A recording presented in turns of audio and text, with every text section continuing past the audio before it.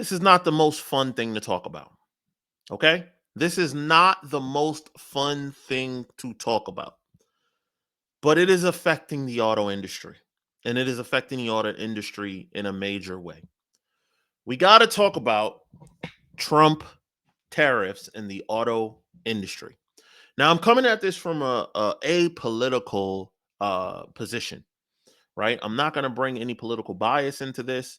I'm just going to talk about cause and effect. So, in doing so, I wanted to highlight what is going on in the automotive world. And the best place to do that is to follow automotive sites like automotivenews.com.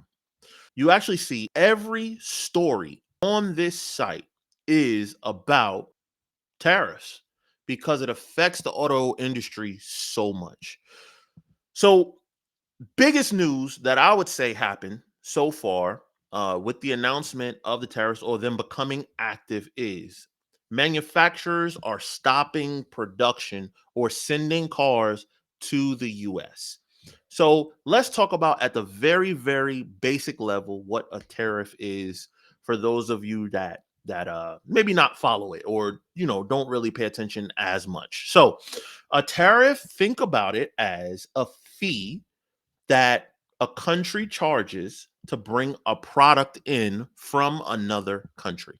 So, in this particular case, there are every country has some sort of tariff most of the time when you bring in something from another country. So, for an example, if I lived in Jamaica, it will cost me a lot more money to bring in a Dodge Challenger Hellcat into Jamaica than it would be to buy a Dodge Challenger Hellcat here in this country because Jamaica has what is called tariffs, or they assess them as duties. It's something that you pay as the importer to bring that car into Jamaica in that particular case. Well, in our case, here in the US, we have just decided to put tariffs on everything. Now, there are three different levels of tariffs. One tariff on the automotive industry that affects the most is if your vehicle is produced 100% in another country, to bring it into the US, the importer has to pay 25% tariff.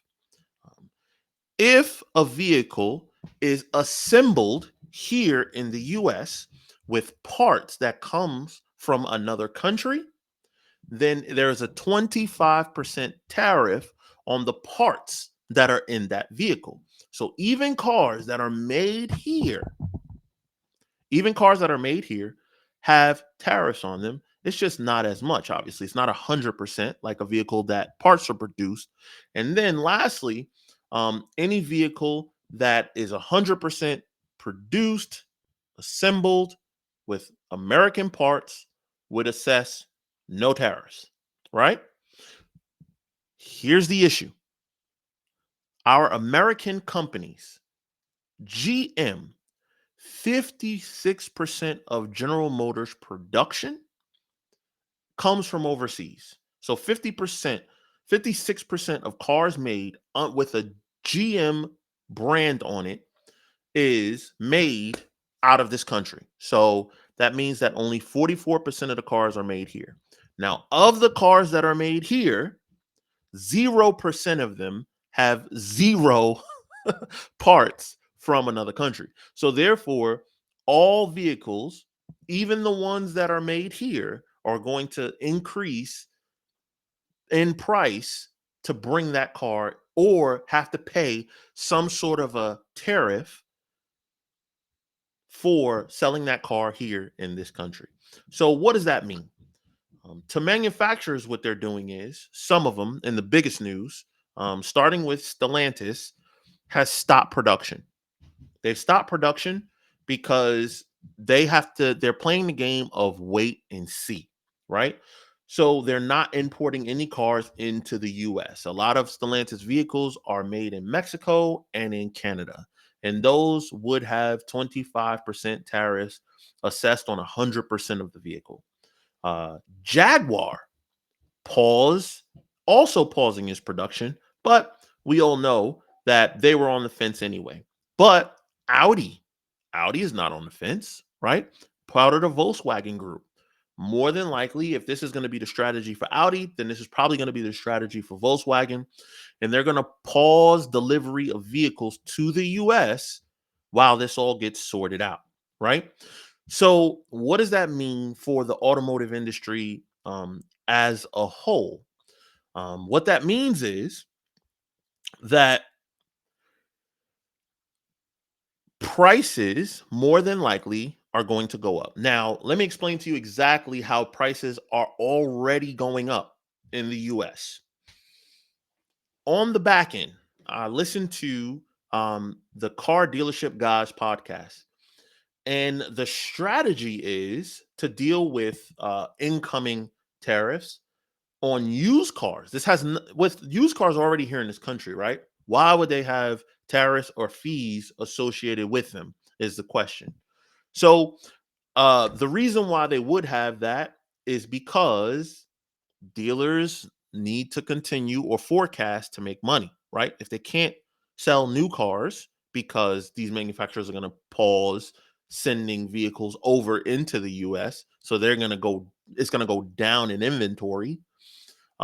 Then they have to make money on the inventory that they have, the used being part of that. So, on average, new car dealers do this. They have what is called different terms according to the amount of days in stock. So for the first 30 days in stock, most dealerships, franchise dealerships, have an approach of the price is this much. On the 31st day up until the 59th day, the price is this much.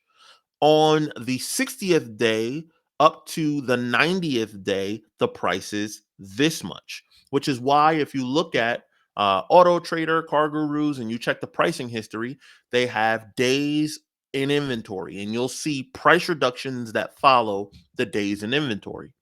Now, what the strategy that the larger dealer groups are taking today, I mean, literally on April 3rd, all of the prices of those vehicles that had dropped down to the lowest price instantly they turned it around and put it back up to the highest price because now that old inventory just became a lot more valuable, right? Because they feel like if this continues, they will not be able to replace that inventory.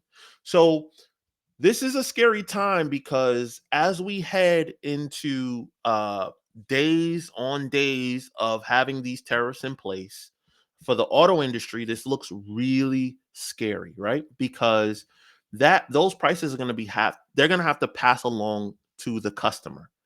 Who's the customer? You and I. Because these manufacturers are not going to incur the cost. The dealers who purchase the vehicles from the manufacturers are not going to incur the cost. They are going to pass that cost along to you when you buy that car. So scary times ahead, man. And uh, what I could see happening is this could all go away. This could all go away tomorrow. Um, it could be a decision made at the executive level. Our president could make the decision that, hey, this isn't working.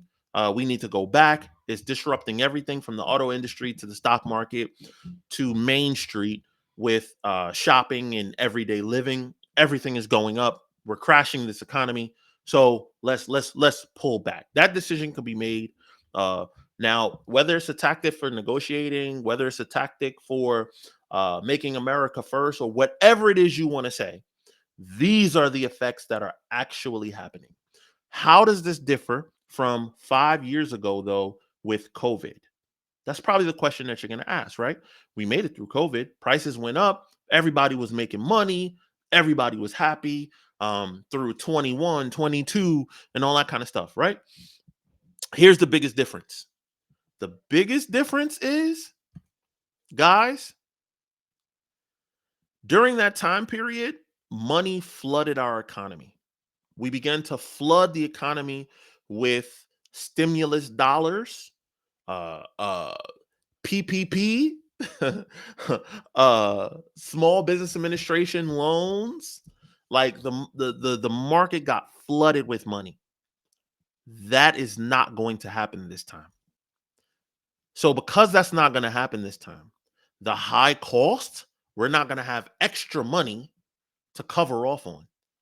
So who's going to bear the brunt 100%? It's not going to be our government that is taxing the importers, which is us, because we are the end user, right? We're not the importers, but we are the purchaser of those products. So our government might get more tariff money, sure. But that money does not come from the countries that they are tariffing. That money is going to come from you and me.